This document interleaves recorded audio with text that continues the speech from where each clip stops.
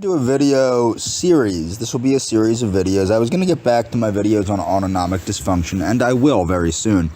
But first, I wanted to make a series of videos on the fact that Lenape Valley Foundation and other mental health providers practice and promote psychotherapy, which is not scientifically proven. Okay? It's not scientifically proven. And there is some evidence that these methods are dangerous to the person receiving the psychotherapy, and that some of the dangers are becoming more symptomatic, things of that nature. So, steps of the scientific method. The reason I'm going over the scientific method, you might wonder, is because there is a replication crisis in the so-called science of psychology and social work, in the sense that they can't replicate. If you can't replicate an experiment, it's not science. Meaning, if you're not getting the same results as the previous experimenter, something was wrong. So make an observation. The first step is to observe something that you would like to learn about, or ask a question that you would like answered. Gather background information. This involves doing research into what is already known about the topic. Create a hypothesis. It's an explanation for the observation or question. If proven later, it can become a fact. Some examples would be, are employees watching online videos during lunches using our internet bandwidth? Create a prediction and perform a test. Create a testable prediction based on the hypothesis. The test should establish a noticeable change that can be measured or observed. And this is another problem. It's very hard to measure things in the field of psychology, social work, things like that, because these are subjective things. These are not objective things. Okay, these are things like emotions. They're not really measurable. They're subjective. They're individual. Analyze the results and draw a conclusion. You establish before the after increasing the size and registration share the conclusion. The reason you're sharing this conclusion is so that other people can replicate your experiment. If the replication process fails, you have a problem, and I'm going to get into that. What is psychology's replication crisis? The term, which originated in the early 2010s, denotes that findings in behavioral science often cannot be replicated. Researchers do not obtain results comparable to original peer-reviewed studies when repeating the study, meaning it's not being the same results are not being found when the experiment is replicated over and over again. What led to the replication crisis? Some scientists have warned for years that certain ways of collecting and analyzing and reporting data, often referred to as questionable research practices, such as, subjective stuff, make it more likely that results will appear to be statistically meaningful, even though they are not. Flawed study designs and a publication bias that favors confirmatory results are other long-time sources of concern. When did the replication crisis start? The field of psychology began to reckon with reproducibility around 2010, when a particular dubious paper claimed to provide evidence of precognition, or the ability to perceive events in the future. Scientists increasingly began to discuss methodological concerns and to repeat experiments to corroborate published studies. The failure to consistently replicate those findings propelled the movement forward.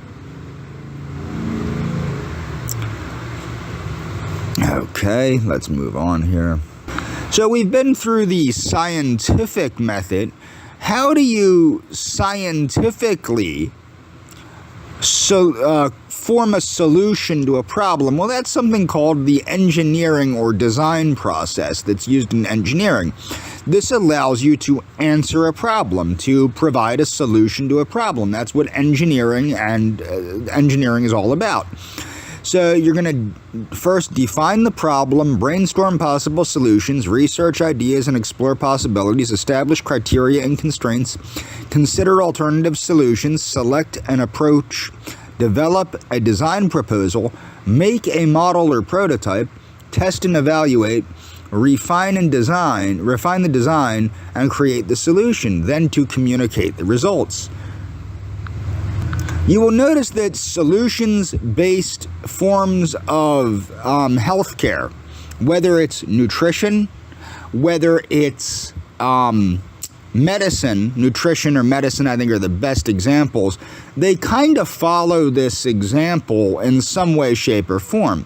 So you're defining the problem, you're going to diagnose the problem, you're going to brainstorm possible solutions to the diagnosis, research ideas and explore possibilities, establish criteria and constraints, okay, consider alternative solutions, select how you're going to approach the problem, develop a design proposal, make a model or prototype, test and evaluate, refine the design, create a solution, communicate the results. You will notice that psychotherapy does not follow any of these ideas, and it kind of just floats around in the ether of imagination and theory. It doesn't have anything hard backing it up, and it doesn't really show much results, and I'm going to show that. Are psychotherapies less effective than placebos? That's an important question. Okay. So there are thousands of different types of psychotherapies. Most claim to be different in some way, yet all seem to have the same failure rate. Yes, the failure rate is around or greater than 70%. Would you go to a heart surgeon with a 70% failure rate? What about a back surgeon? What about a general practitioner? Would you go to any doctor that has a 70% failure rate? But you would go to a psychotherapist with that. You get what I'm saying? So let's put that into perspective. Would you? Oh, they're using the same thing. I didn't even reread this. Would you use a physician whose failure rate was 70%?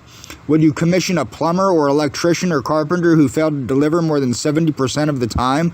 Of course not. Do most people know how ineffective psychotherapy is? No. Have professional psychotherapy bodies announced to the world the reality of the high failure rate? No. Why? Most psychotherapies are equally ineffective. Is an explanation that is long overdue. What are the overall outcome figures? At best, 30-ish of people, 30%-ish of people with mental health challenges improve on their own. So by not doing anything, 30% of people improve on their own. Stay the same or get worse, and 30% respond to psychotherapy. Are we saying that placebos can be more effective than psychotherapy? Yes, this paper is saying that. I'm not saying that. This paper is saying that. By a long way. Typically, the placebo effect has around 30% success. What does that mean? That a typical placebo is as effective as psychotherapy, and the best placebos, meaning the best nothing, are more than twice as effective than therapy. Questions flow thick and fast from that awareness. Psychotherapy, just a placebo? Is psychotherapy a method-based rather than pill-based placebo? Recent evidence suggests that psychological approaches may be less effective than a placebo. Is psychotherapy so ineffective because it is no more than a placebo and a particularly ineffective placebo? Other research has demonstrated that the biggest predictor of psychotherapy outcomes, and I've pointed this out, I actually mentioned this with my therapist, which is one of the reasons I thought I was doing so well with her, is the rapport between the therapist and the client. the therapist rapport and the client rapport, working with one another, and how you work with one another is the biggest predictor of therapeutic success. The method of psychotherapy doesn't really matter. So that has huge implications. It suggests that method matters little and rapport matters hugely. Is that the reason for the ineffectiveness of psychotherapy? Despite the huge number of different methods, are they irrelative? And rapport is king. A quick reminder, the success rate across the board of psychotherapies is an embarrassingly low 10 to 30%. If rapport is the key factor accounting for the few successes, what specifically creates good rapport? It should be said that there are some therapists who are hugely effective over and over again. What are they doing that others are not? What is on the good therapist's must-do list? Some on the list are obvious, such as good communication skills. Being highly articulate or eloquent seems much less important than having excellent listening skills and high degrees of empathy. Okay? So having good listening skills and empathy are at a higher top of the list than understanding how to practice therapy. Clients for whom therapy works express that they felt understood, listened to, and supported. This is why my therapist began failing, is because it turned into the exact opposite. I was being judged and belittled and not listened to. Some say that for them, therapy was the first time they ever felt fully understood. That too indicates that rapport is king. Many people report that their best friends are the only people who really understand them.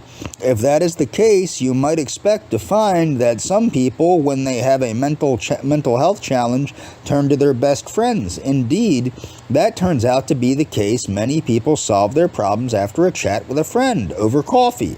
Can a chinwag with a friend really be as effective as formal psychotherapy?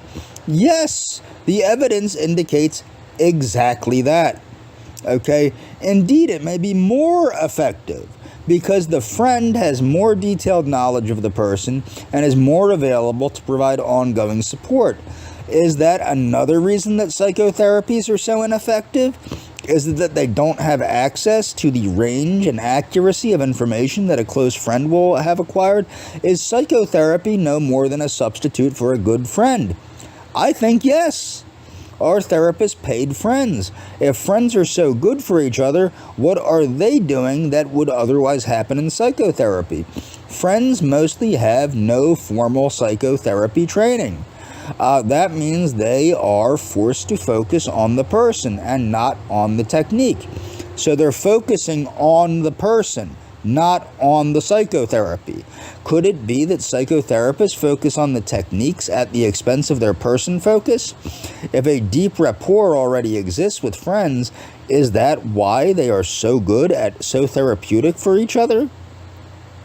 Could it be that the person providing therapy is more effective than any method?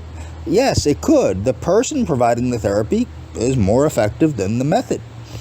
Respect for the other person's views, simplicity and straightforwardness, avoidance of any pretensions or poses, able to put themselves in the other's shoes, a serious serving of humanity and sensitivity. When you start to be the one reflecting these things and your therapist is not, that's a big problem, and that seems to be what happened in my case. If techniques are less important, for what reason are so many psychotherapy books and courses filled with all sorts of techniques? Is it that if the therapist believes their techniques work, that such belief is picked up on by the person receiving help? Is the client infected with that belief, and as a result the technique works? If so, that seems to mean that the techniques are placebos. We know from studies, now this is true also with things like faith healing and all sorts of hocus pocus. Is psychology training no more than equipping the trainee therapist with a range of placebos?